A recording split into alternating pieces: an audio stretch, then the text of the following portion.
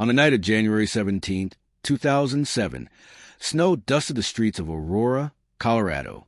Temperatures hovered just below freezing, and most office buildings had already emptied by dinner time. But on the fourth floor of a modest accounting firm near East Colfax Avenue, one man remained. David Mersine, age 43, was known for his diligence. A quiet, deliberate man, he had worked as a senior accountant for more than a decade.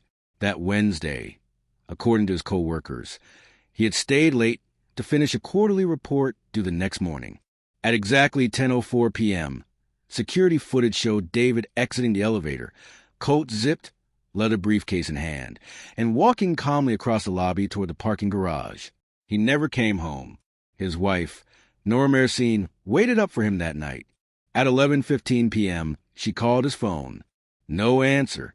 By midnight, worry turned to dread. David was never late, never unreachable. When she tried again at 12:30 a.m. and found the phone off, she contacted the police. At 2:10 a.m., officers arrived at the Mersine home. The car, a gray sedan, was parked neatly in the driveway, exactly where it should have been. The driver's door was locked. No signs of forced entry, no broken glass, no evidence of a struggle. Inside the vehicle, his keys and cell phone were gone. The house was undisturbed. The alarm system hadn't been triggered. Nora hadn't heard a sound. The next morning, David's briefcase was found resting beside his desk at work, but none of the contents, laptop, files, ID badge, were missing. It was as if he had never left.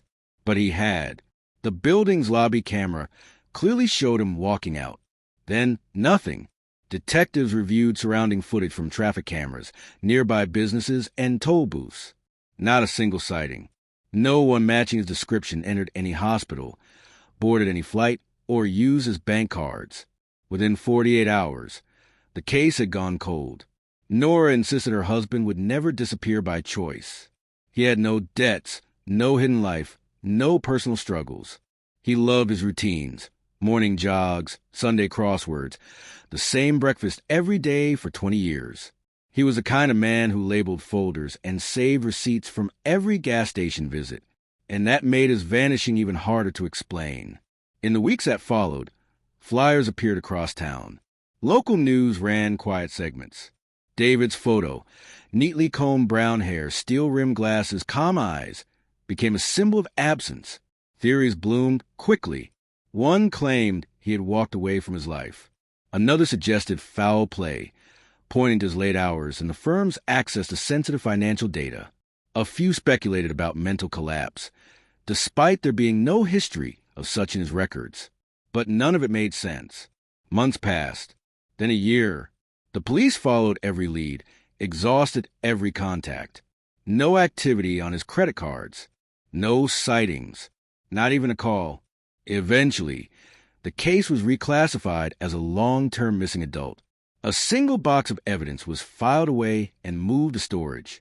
But inside the Mersine home, time didn't move the same way. Nora kept everything the way it was. His coat still hung near the door. His side of the closet remained untouched. She refused to sell the house, refused to move, convinced he would walk back through the door at any moment.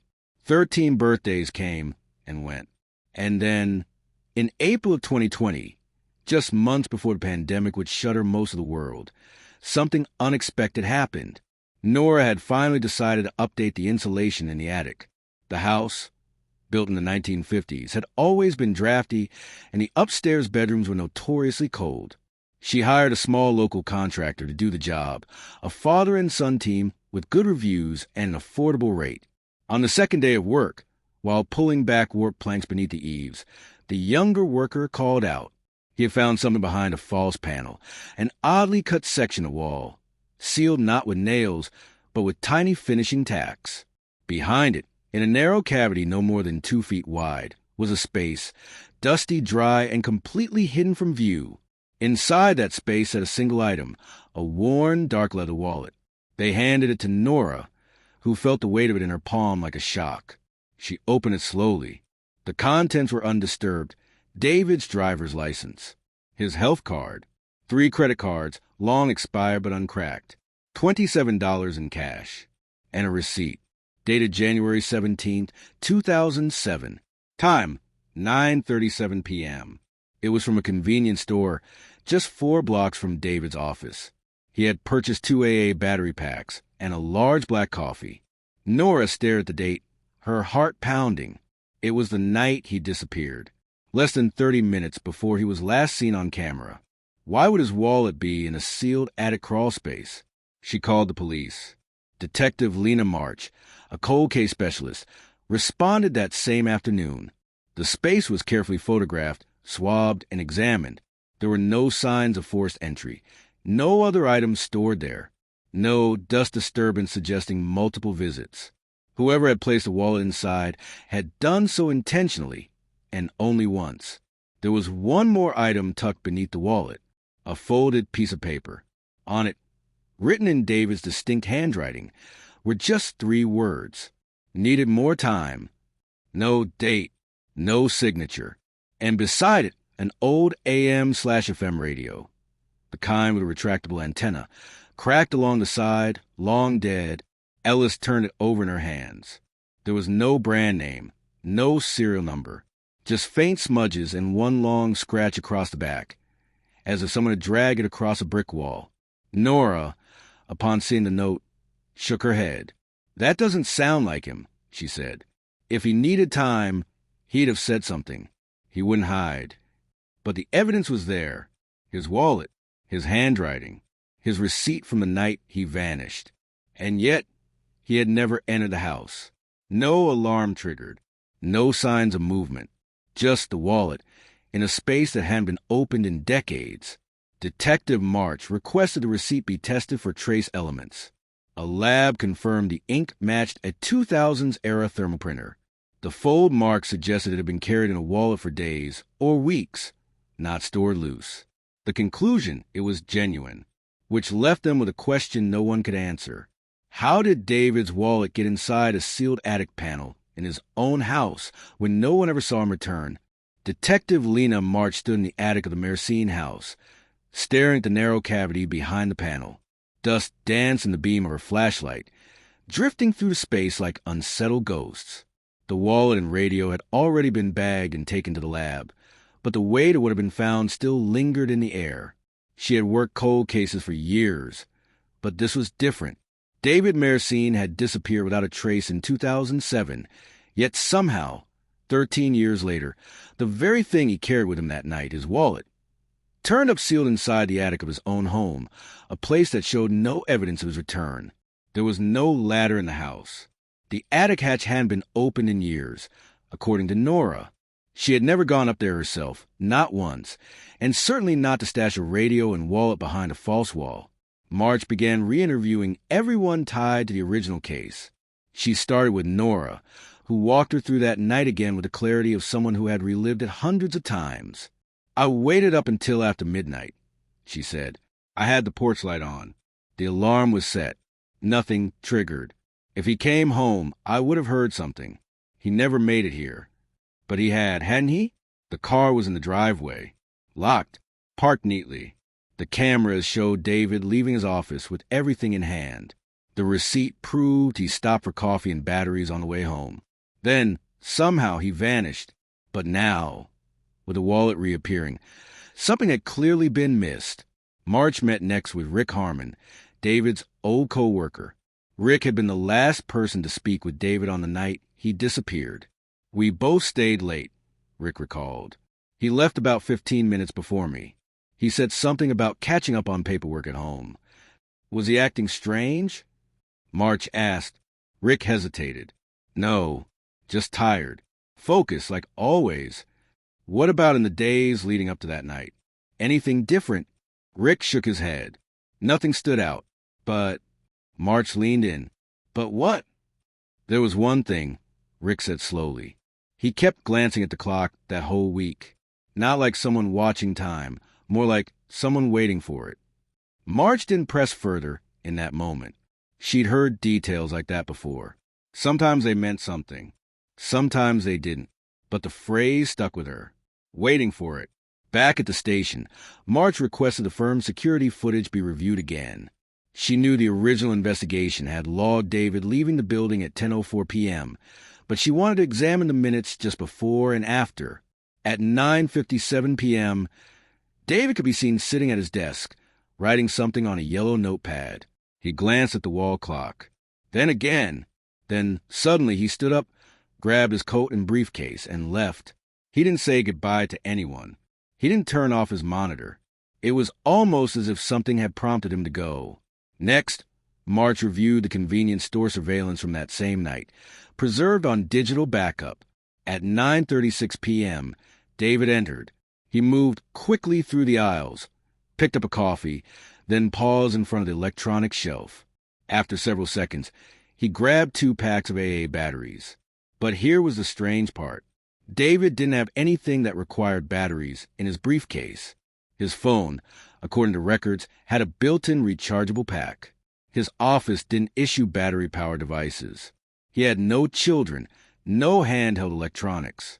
And yet, he bought 8 AA batteries that night. March opened the evidence bag with the old radio. She turned it over, popped the battery hatch. For AA batteries inside, 2 corroded, 2 missing, meaning he used some but not all. Why? What was he doing with a decades-old radio? She tracked down the model with help from a radio collector forum. The make appeared to be from the late 1980s, sold mostly in surplus shops. No GPS, no digital features, just AM/FM reception and a simple antenna. Was he trying to listen to something or block something out?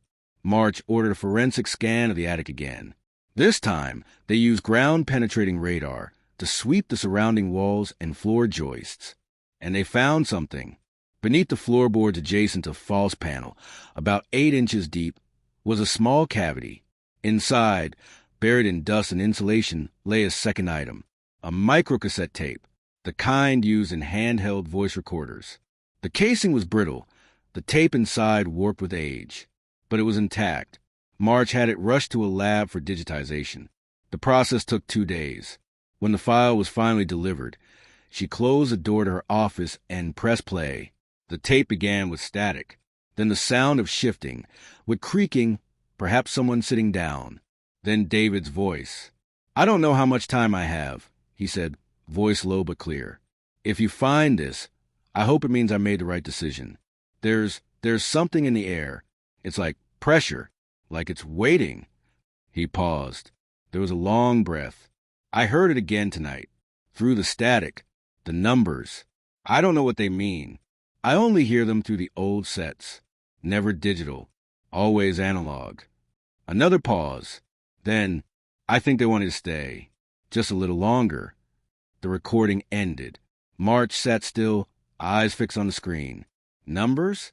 Through static? Heard only on analog radios? She played the tape again. David's voice was unmistakable. Calm, focused, but strained. Not frightened. Exactly. More like a man trying to explain the unexplainable.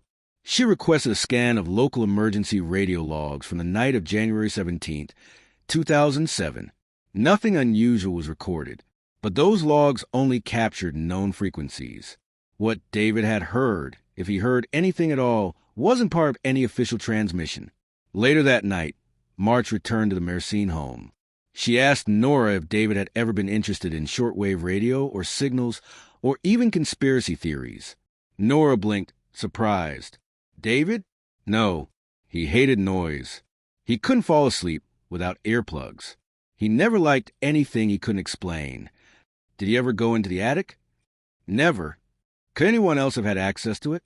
Maintenance workers? Family? Nora shook her head. No one. That panel was covered before we bought the house. March took one last look at the attic entrance before leaving, and for the first time since the discovery, a question came to her, not as a detective, but as a person. What if David never left? What if he came home that night not to hide, but because something told him to? 2 weeks after the tape was recovered, Detective Lena March found herself sitting in front of a corkboard covered in timelines, photographs, and overlapping pieces of information that, on the surface, didn't add up. A missing man, a sealed attic, a decades-old radio, a handwritten note. And now, a recording, one that spoke of pressure, of static, and something that wanted him to stay.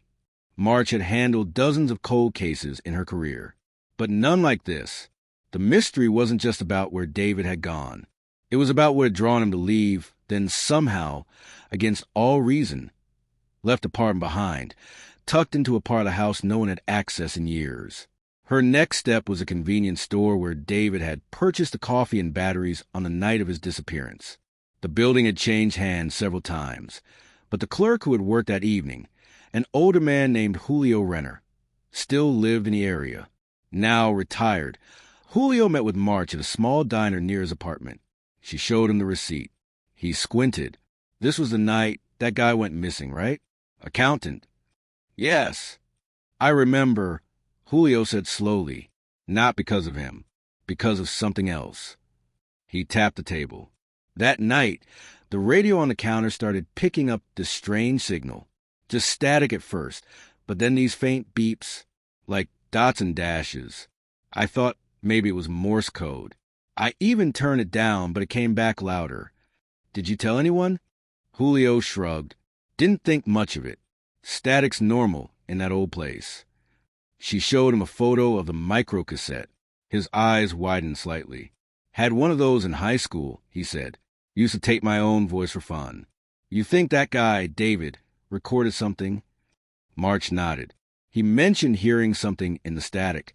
Numbers. Julio frowned, thinking. That night felt weird, quiet, like the air changed. I remember the power flickered once, too, but just for a second. Back at the station, March added Julio's statement to the file. That made two people who had described the pressure in the air that night, both tied to analog equipment, both unsettled by something that couldn't be traced. She called a contact to the Federal Communications Commission, a former investigator who now consulted on signal anomalies. When March described the situation, the man hesitated. There's something called a number station, he finally said. They were big during the Cold War. Broadcasts of repeating numbers, usually thought to be coded messages. Most were shut down decades ago. But could one have still been active in 2007? Doubtful. But there are unlicensed frequencies, pirate signals, atmospheric artifacts, weird things that show up on old analog radios and disappear without a trace. He paused. You said he recorded it? No, only said he heard it, and that something was waiting. The call ended with no concrete answers, but the suggestion of something larger, something outside typical explanations, began to solidify. March returned to the Mercine house later that week. She asked Nora if they could scan the entire attic area again, this time focusing on electromagnetic fluctuations. Nora agreed without hesitation. The team arrived with portable field detectors and low-frequency receivers, and they found something. A small area near the false panel triggered a spike, a pulsing signal, faint but steady, repeating at irregular intervals. No sound, just pattern. They recorded it and sent it for analysis. 2 days later, the results came back. It wasn't a broadcast. It was residual, like an imprint, a kind of lingering electrical echo. Its origin couldn't be determined, but its presence wasn't natural, at least not in the way they understood. Later that night, as March sat at her desk reviewing the audio from David's microcassette again, something new caught her attention. Near the very end of the tape, just before the stop click, was a faint background sound she hadn't noticed before. She enhanced it, a whisper, barely audible. She slowed it down, ran it through filters, and then she heard it. Not a word, not even language, but a low rhythmic hum. Mechanical, almost deliberate. She isolated the frequency and compared it to the field scan from the attic. A near match, which meant one thing. The hum had been present that night in the attic when David made the recording, and it was still there now. March filed the detail under unexplained, but it gnawed at her. Whatever this was, it hadn't left. It was waiting, just as David had said. The next day, she received a call from the State Archives office. While reviewing records tied to the original construction of the Mercine home, built in 1954, they discovered something strange. The house had been part of a small development project meant to test a new kind of insulation, developed in partnership with a now-defunct defense contractor. The project was discontinued after only 4 homes were completed. All 4 were built with unique attic configurations, boxed eaves, embedded wiring, and false panels for airflow testing. March requested the addresses of the other 3 houses. 2 had been demolished. 1 still stood vacant. She drove out that afternoon. The house was small, similar in shape and size to the Mercine residence. The attic entrance was in the same place. And behind insulation, she found it, another false panel. Inside, dust, splintered wood, and a single item, a portable radio. Same model as David's. No wallet, no note, but the presence of that radio, stored in an identical fashion, confirmed something chilling. David was not the first. Back at the station, March re-listened to the tape for the 4th time. This time, she heard something she'd missed. David, speaking softly. They're quiet when the lights are on, but they hum when it's dark. They wait until everything is still. She leaned back. What had David heard? What had he been waiting for? And why? After 13 years of silence, had his voice come back? She reviewed the case file one more time. January 17th, 2007. Last seen at 10:04 p.m. Receipt timestamp, 9:37 p.m. Car found in driveway, locked. Wallet found in attic, 2020. Note, needed more time. Microcassette tape. Message recorded, possibly same night. Signal detected in attic, 2020. She wrote a question in her notebook. Was he hiding from something or returning to it? Because now, with every clue pointing back to that sealed space above the ceiling, its false panel, the radio, the message, the hum, one final possibility emerged. What if David had come back? And what if, in some impossible way, he'd never really left? Detective Lena March stared at the corkboard of the Mercine case, now covered with overlapping photographs, taped transcripts, audio waveforms, and floor plans of the attic. The deeper she looked, the more the case resisted closure. And something about that sealed attic, the faint electrical residue in David's whispered words, "They hum when it's dark," suggested this was no ordinary disappearance. She needed a new angle. That's when she called in Professor Ian Keel, a retired physicist and signal specialist from the University of Colorado who had, years ago, helped decode unexplained radio signatures picked up by mountaineering teams near Denver. Known for his calm demeanor and healthy skepticism, Keel agreed to visit the Mercine house with March. It was raining when they arrived, the kind of cold, drizzling evening that muted sound and made the old house feel even older. Keel moved slowly through the attic, flashlight in hand, examining the structure with a precision born from decades of habit. He found the false panel in minutes. And something else. He pointed to a narrow channel in the framing above the cavity, an old, insulated cable snaking through a gap that connected nowhere.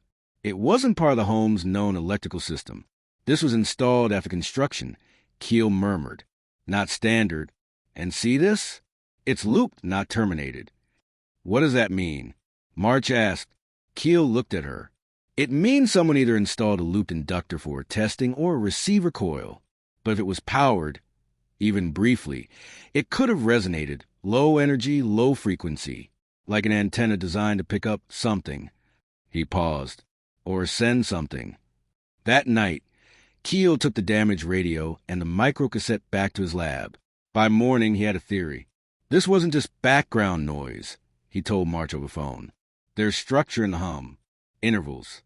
Not music, not speech, something in between. It's not random. March's thoughts returned to David's words on the tape. I think they want me to stay. And to the note, needed more time. She began considering a possibility that had once seemed absurd. What if David hadn't run away or suffered a breakdown, but had been responding to something? A signal, a pull, a pattern only he could hear. Maybe even something that spoke to him from the quiet places in the house, from frequencies no longer used. Something embedded in that strange attic structure. But how would he have known to go there? Why not leave a clearer message? She returned to the attic that same day. As she examined the space with Keel's notes in hand, her flashlight beam caught something new, a faint series of markings on the backside of the panel, scratched into the wood, barely visible under the dust, for symbols repeating in sequence.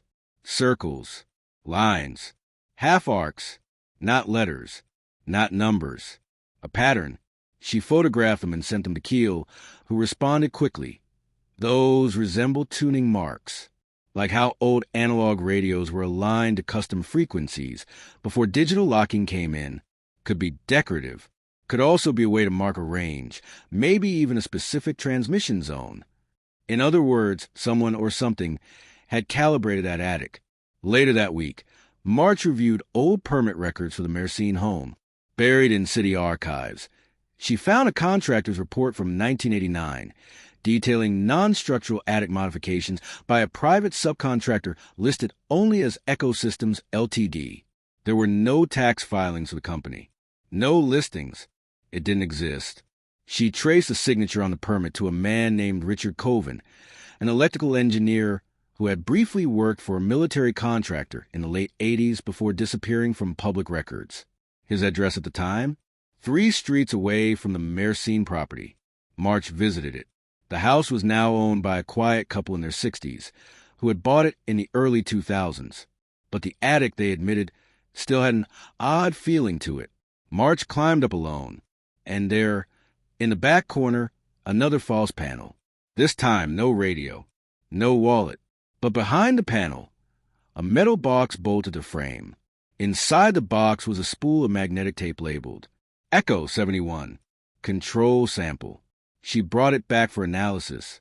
It took 3 days to decode. The result was a series of pulses at regular intervals, identical in rhythm to the residual signal still present in the Mersenne attic. The signal had a name, a system, and someone had tested it in multiple homes. March confronted the Aurora City office, but no one could explain how a phantom contractor had gotten approval. There were no payments, no records of inspections, only the permits, always for attic modifications, always with hidden wiring, all within 1 square mile of the Mersenne house. And then came the second surprise. A man named Blake Rudd contacted March. He had seen news reports about the reopened case and remembered something odd. In 2008, a year after David vanished, he and his wife had purchased a home nearby, also with a strange attic setup. They'd noticed weird interference in their radios, televisions, even their cordless phones. One night, during a power outage, they heard what Blake described as a whining hum, low and steady, coming from behind the attic wall. He had opened it, found nothing, covered it back up. They moved out a year later. March visited that home, now owned by a young family. With their permission, she entered the attic. The panel was still there. Behind it, another metal box. Empty, but scratched into the wood, once again, were those same tuning marks, circles, lines, arcs. Echoes repeated. Back at the station, March updated her board. 3 homes, all within a tight radius, all with modified attics, all containing some form of signal-emitting or signal-receiving device. And only one man, David Mersenne, had vanished. She played the microcassette one more time. This time, she noticed a moment of silence between David's final words and the tape's end. 6 seconds. Quiet, except for the faint hum. Then a whisper. A single word, clearer than before. Home. She stared at the waveform, chills running through her arms. It wasn't David's voice. It was something else. Something softer. Female, possibly, but not a recording artifact. It had weight, presence, and it had spoken. The hum in the attic had continued. The signal hadn't stopped. Whatever David had heard, whatever had compelled him to go up there and leave that message behind, it was still active, still waiting, still listening. The word home echoed in Detective Lena March's mind long after the tape stopped playing. She replayed the final seconds again, isolating the whisper, filtering out the hum, boosting the frequencies. It was unmistakable. Someone or something had spoken after David's message ended. Not a recorded reply, not a glitch in the tape. A clear, deliberate whisper. The word was quiet, soft, but full of finality. Home. March leaned back in her chair, staring at the ceiling of her office as if it might answer her. Then she got up and drove. The Mercine house stood quiet in the fading afternoon light. Nora answered the door as she always did. Calm, polite, worn by years of waiting but still composed. March stepped inside, asking only one thing. "I need to go back up there." One more time. Nora nodded without hesitation. Inside the attic, March climbed into the narrow cavity where the wallet had been found. The air was dry and cold, the dust disturbed from past searches. The strange residual signal was still detectable, intermittent, irregular, but not gone. She brought a portable analog recorder, tuned to the same frequency David's old radio had used.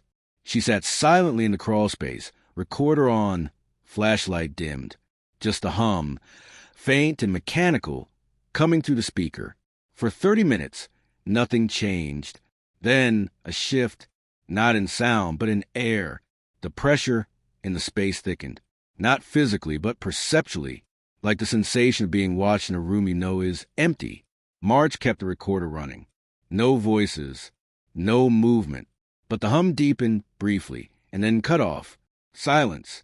When she replayed the tape later that night, she heard nothing but background static. Until the final second. A voice.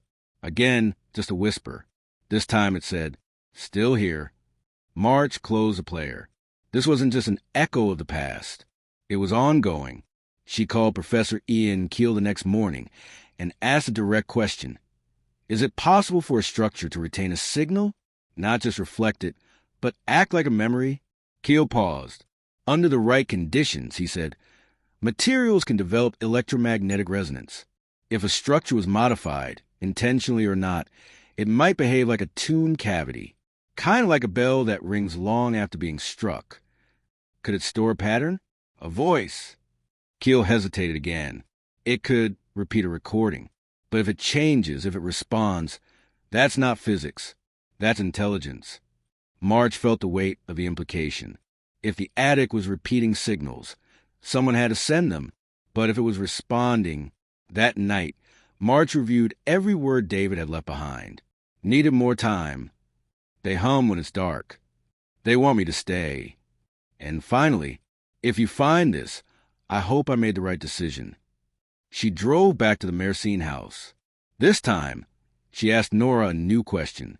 In the months before he disappeared, did David ever go up in the attic? Even once. Nora blinked. No, not that I know of. March pressed gently. Did he ever mention anything about the house? Something strange? Sound at night? Static on the radio? Electrical problems? Nora looked away, thinking. There was one night, she said slowly. I woke up to find him standing in the hallway. He looked lost, like he was listening to something. He didn't answer me at first. Just said, "They're still talking." I thought it was a dream. He went back to bed like nothing happened. She paused. But he started sleeping with the radio on. I remember that now. That was it. The connection. David had been drawn in, not all at once, but slowly. The signal, the sounds, the pressure. They'd worked their way into his routines, his thoughts, like a whisper only he could hear. Something had been calling to him long before he vanished, and it was still calling. But from where? March turned back to the floor plan. The original wiring ran through the attic, yes, but also through the basement. And in a footnote on the 1989 modification plans, she found it. Attic/basement loop complete. It wasn't just above. It was below, too. The basement had never been scanned. She returned the next day with Keel and a technician. In the far corner of the foundation wall, behind an old shelving unit, they found it. Another false panel. Inside, wires, age electronics, a power source long drained. And one more item. A man's wristwatch, stopped at 10:37 p.m., the night David vanished. And beneath it, a final message, scratched faintly into the concrete with what looked like a screwdriver. Time folded. Not gone. Just not now. March stood in silence. It was no longer about a disappearance. It was about disconnection. David hadn't simply walked out into the night. He'd gone somewhere else. Somewhere that couldn't be tracked, only felt. And now that place, whatever it was, had left a trail back. Back to the attic. Back to the walls. Back to the hum. The final piece came days later. Keel called her late one night. He'd been running a long-range frequency scan across all local analog bands, piggybacking on an old relay array from a university campus. And he'd heard something, buried deep beneath the static. A voice, faint, almost broken, but there. Keel cleaned the signal and sent it over. March played it, hands trembling. David's voice. I'm still here. I'm just late. Nothing more, but it was enough. They replayed the signal multiple times. It remained the same. No response. No follow-up. But it proved something. David Mersenne hadn't disappeared in the way anyone had imagined. He hadn't left by foot, car, or flight. He had been taken, or perhaps lured, into something we still don't understand. Something humming in the dark. And in the attic of that old house, sealed behind boards and insulation, he'd left behind what little he could. His wallet, his voice, and a warning hidden in whispers. Today, the Mersenne house stands quiet. The attic and basement have been permanently sealed by the city. Nora moved 2 years later. The wallet remains on display at the small office where David once worked, resting beneath glass beside a copy of his final receipt and the words, "Time folded, not gone." Each year, on January 17th, the staff turn off all the lights for 1 minute of silence. And sometimes, just sometimes, a faint hum echoes in the dark.